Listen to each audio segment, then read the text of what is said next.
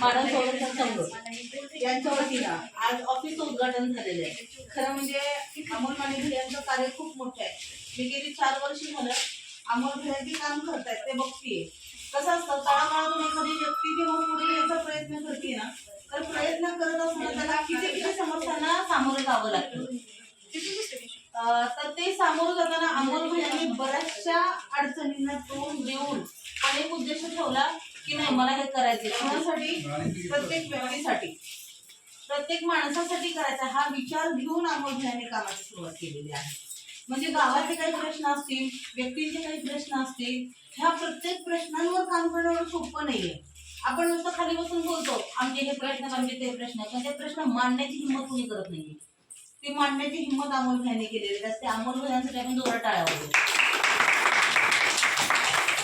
मी भैयांना जसं बघते तसं त्यांनी म्हणजे तालुकाध्यक्ष पद आहे, परत जिल्हाध्यक्ष पद आहे, परत राष्ट्रीय पक्ष आहे, राष्ट्रीय पद आहे, असं पदांची मजल मारत मारत मारत आज अमोल भैया आलेले राष्ट्रीय अध्यक्ष पदावर. म्हणजे आज आमच्या अकलूजमध्ये एक सर्वसामान्य व्यक्तिमत्व राष्ट्रीय अध्यक्ष पदावर गेलेलं आहे. हे खरं आपल्या गावासाठी भूषणावळ आहे, चांगली गोष्ट आहे. पण आता ह्यांना साथ देणं हे आपलं सर्वसामान्य माणसांचं कर्तव्य आहे. कर्तव्य म्हणते मी. अन्याय होतोय सगळ्यांवर, पण बोलू कसं? बोलायची हिंमत कोणाचीच नाहीये, पण बोललं पाहिजे असं मला वाटतं. माझं वैयक्तिक मत. मी सामाजिक कार्यकर्ते म्हणून काम करत असताना गावातल्या तळागाळातल्या लोकांसोबत जेव्हा मी जाते तिथले काही प्रश्न असतात, कधी कधी अमोल भैयांना मी फोन करते, अमोल भैया अशी अडचण आहे, अमोल भैया या ठिकाणी अडचणी आहे, अमोल भैया हा ठिकाणी प्रॉब्लेम झालेला आहे, तर ते भैया डिस्कशन. हे डिस्कशन करताना काही गोष्टी अमोल भैयांकडनं मला समजतात आणि काही समाजातल्या गोष्टी अमोल भैयांपर्यंत पोहोचवण्याचं काम आमचं होतं. पण फोकसमध्ये येऊन काम करणं एवढं सोपं नाहीये.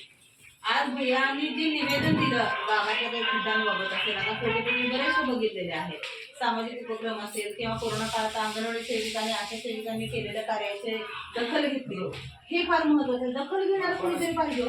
काम करतात सगळेजण, पण दखल कोणी घेत नाही, सगळ्यात मोठी समस्या. आज ती मानव संघाच्या वतीनं सामाजिक कल्याण मानव संघाच्या वतीने घेतल्या गेलेली आहे आणि बऱ्याच ठिकाणी वेगवेगळ्या उपक्रमांच्या माध्यमातून यांचं कार्य चालू आहे. अमोल भैया त्यांच्या आई साहेब त्यांना सहकार्य करणाऱ्या, त्यांची आई, त्यांच्या मिसेस, त्यांची फॅमिली, त्यांचं छोटं कार्य आहे पण फार मोठं आहे, साधं सोपं नाही आहे. तर हे कार्याचे जे रोपटं त्यांनी लावलेलं आहे त्याचा वटवृक्ष नक्कीच झाल्याशिवाय राहणार नाही आणि त्या सगळ्यांसाठी एक शुभेच्छा आम्ही देतोय.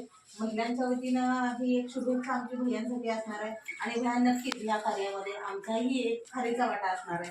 नक्कीच जिथं कमी तिथं आम्ही असं आम्हाला भैया. तर आम्ही त्या ठिकाणी नक्कीच अमोल मानेसोबत आहोत आणि आपण सर्वसामान्य सगळ्या व्यक्ती लोकांनी पण त्यांना सहकार्य करणं अपेक्षित आहे.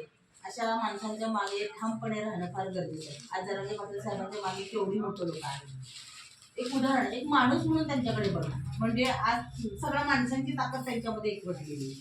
अशी ताकद आपल्याला द्यायची नाही. तर यासाठी आपण सगळेजण म्हणून काम करूया आणि होणारा अन्याय किती दिवस सहन करायचा, तर तो सहन करायचा. पहिल्यांदा अन्याय सहन करणारा खरं चुकीचा असतो तसं म्हटलं. तर अन्यायाला वाचा फोडण्याचं काम अमोल भैयांनी सुरुवात केलेली आहे. आजच्या ह्या ऑफिसच्या उद्घाटनाच्या निमित्तानं आम्ही सर्वांच्या वतीनं भैयांना शुभेच्छा देतो आणि त्यांचं कार्य असंच पुढे चालत राहावं की